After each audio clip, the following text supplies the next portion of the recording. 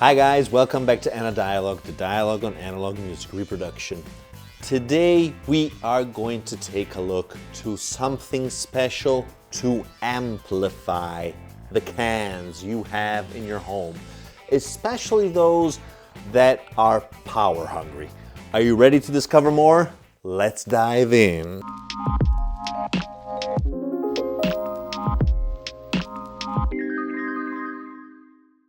Okay guys, so today we're going to take a look at the headphone amplifier Aune S17 Pro.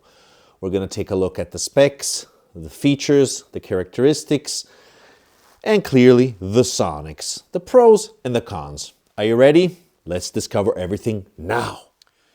Okay guys, here we have this huge, high quality, and I must say, very beautiful box, which contains all the goodies.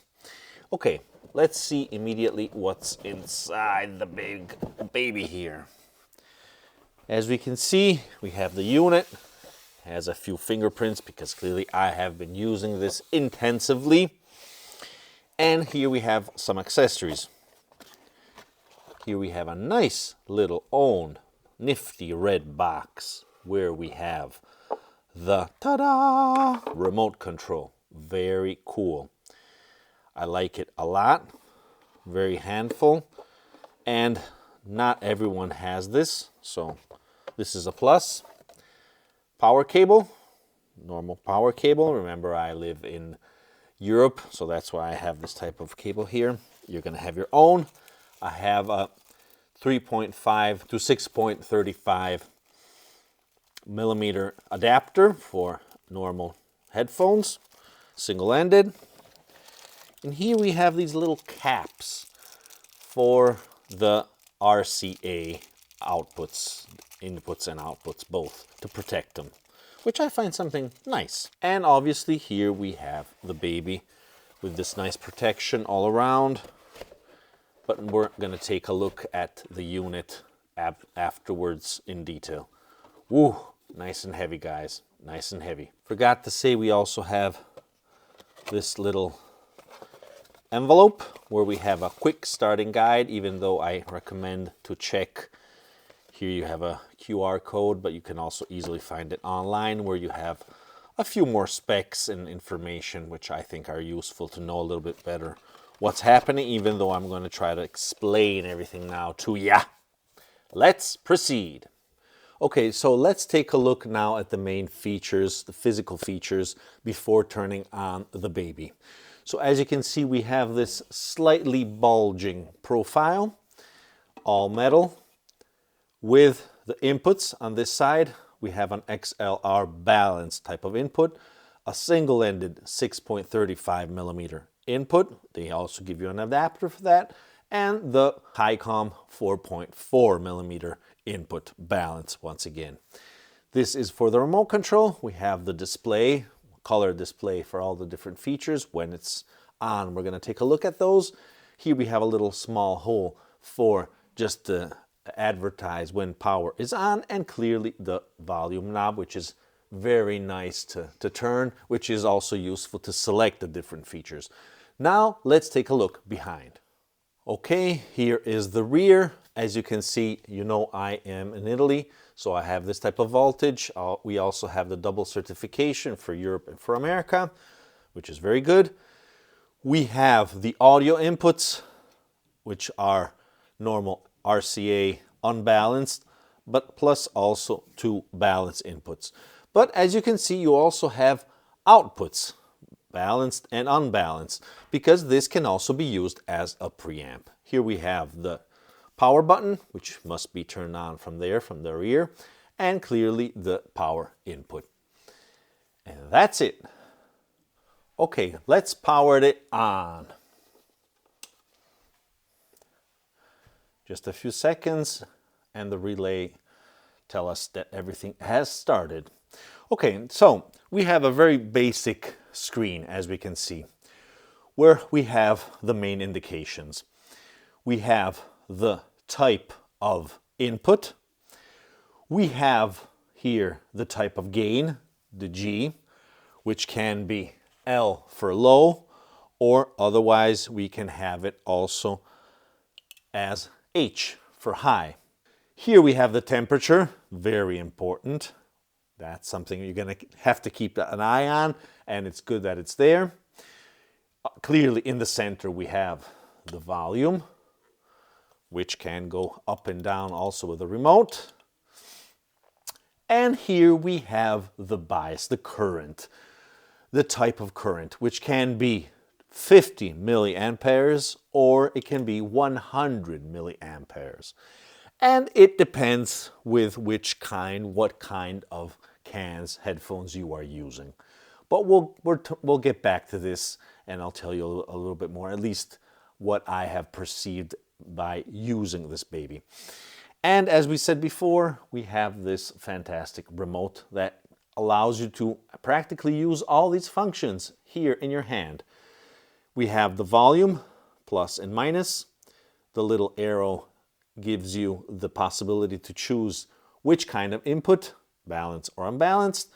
This kind of N is actually the current, if you want 100 or 50 milliamperes. And this little circle with a little arrow inside is for the type of gain. So there you are, all very, very clear and very neat. To select everything with the knob, clearly you're going to have to do some specific movements.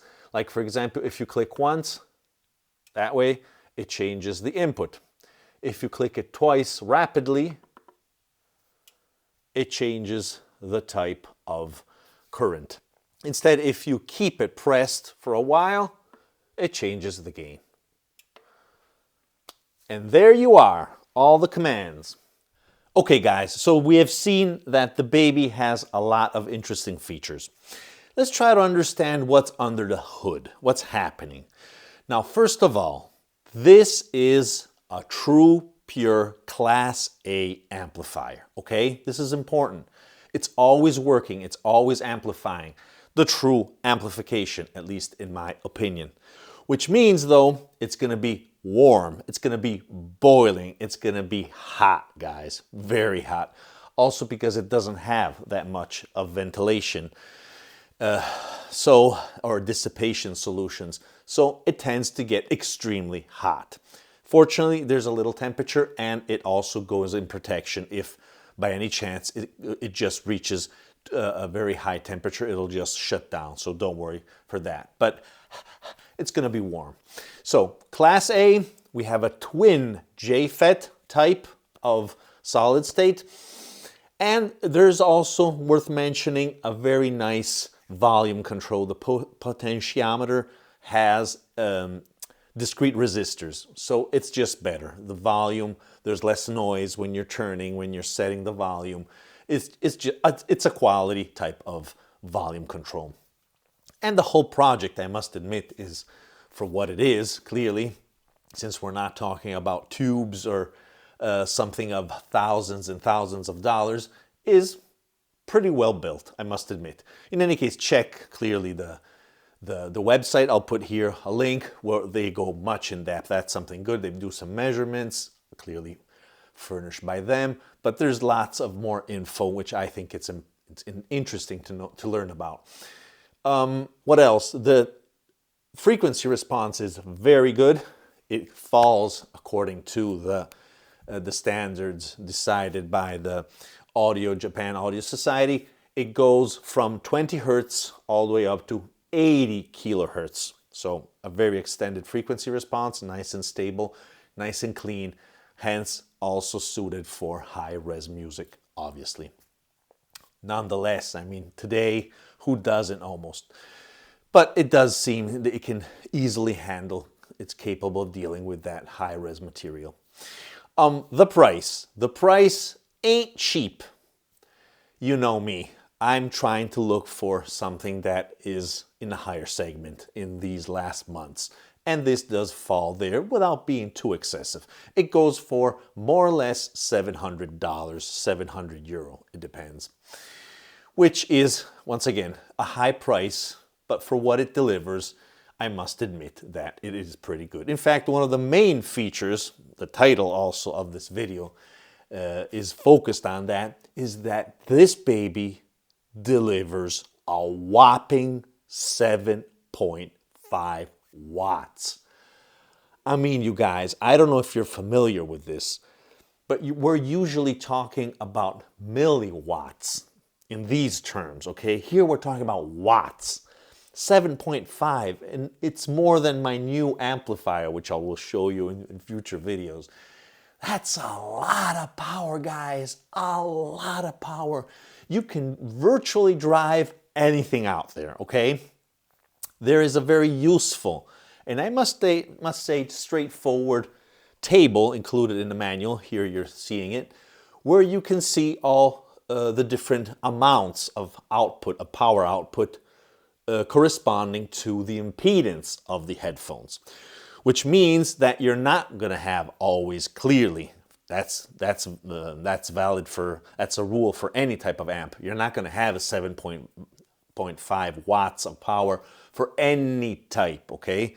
It depends from the sensitivity. It depends from the impedance, the number of ohms of your headphones. So check that and see if the type of headphones that you want to buy, that you have, can be driven by this. But I'm sure that any kind will be driven easily by these babies. I mean, it's impressive.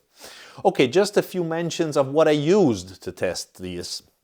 I used, as a comparison, this other baby here. Since I have it here, I might as well show it. The Syncster, which I like a lot. It's $100 less, but it's very similar. Even the layout, Class A, same type of inputs. Can be a preamp, inputs and outputs the same. So very similar, which I like a lot. And I also used, as a comparison, the excellent headphone output of my T+A DAC. Now, the T+A, I did do a thorough review. Here is a link. You're also going to find other links in the video description, okay? Not of the Syncster. I never did that. I don't know why. Too many reviews out there. So that's why. But it's a good comparison, I think. And as headphones, I mainly used the ones you can see here. So these, the Focal Clear, which is a dynamic headphone, with a balanced connection. I'm using it now, the 4.4 balanced connection, very nice.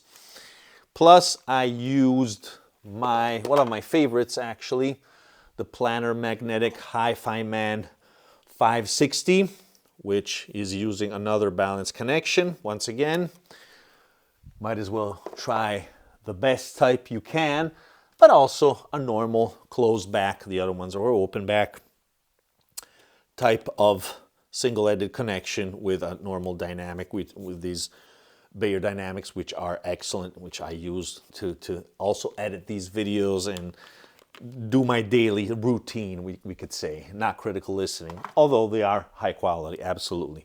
So with these elements, I did all my comparisons and evaluation. And I want to say, I did do a very long burn-in. This guy worked for hours and hours and hours, because in my opinion, you really need to give a lot of time to this type of technology to burn in. A lot of people don't believe in this. Try.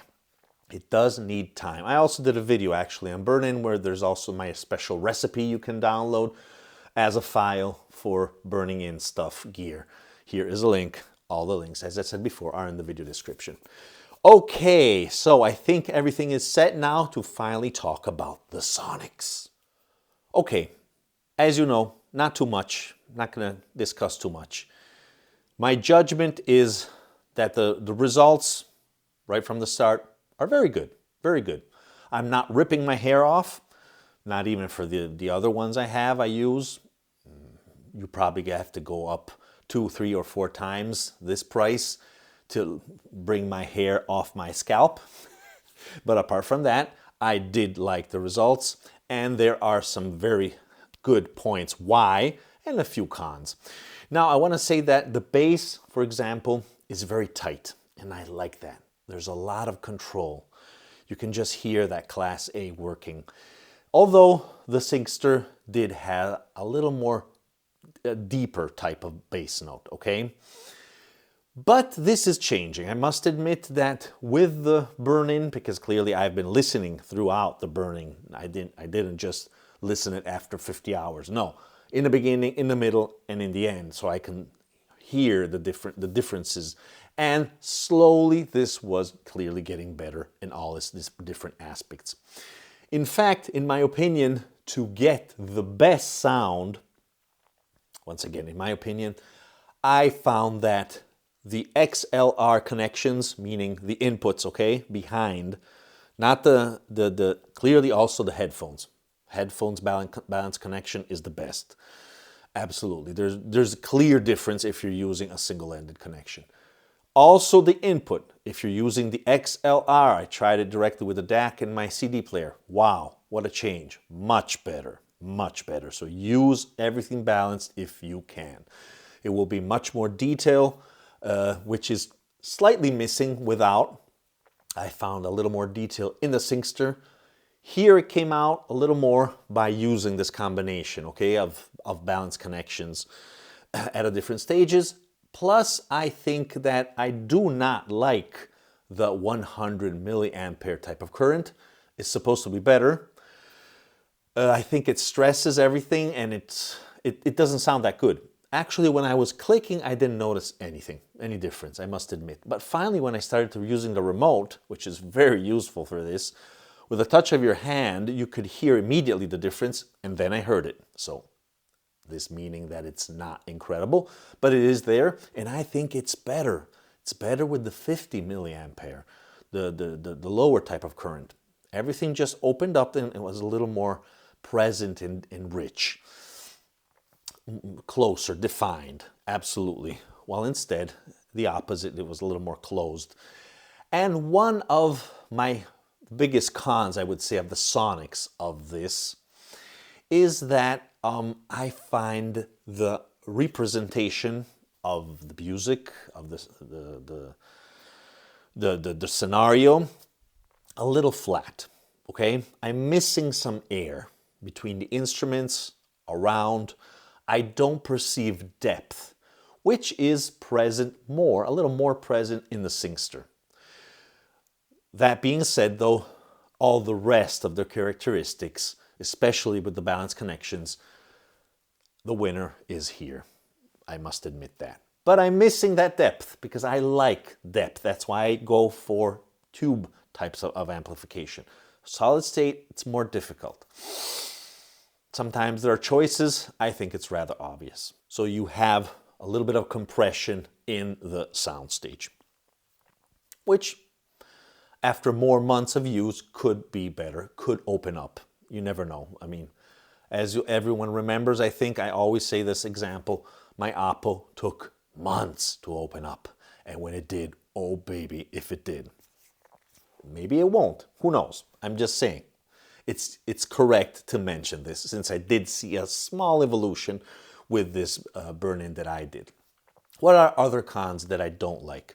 Well, I must say that personally I don't like the shape at all. It's not even that functional because you can't stack things on top very easily. I don't like the fact that the dissipation of the heat is not that good. It really gets warm, you guys. So that's another reason why not to put anything on top, because it will start to melt almost.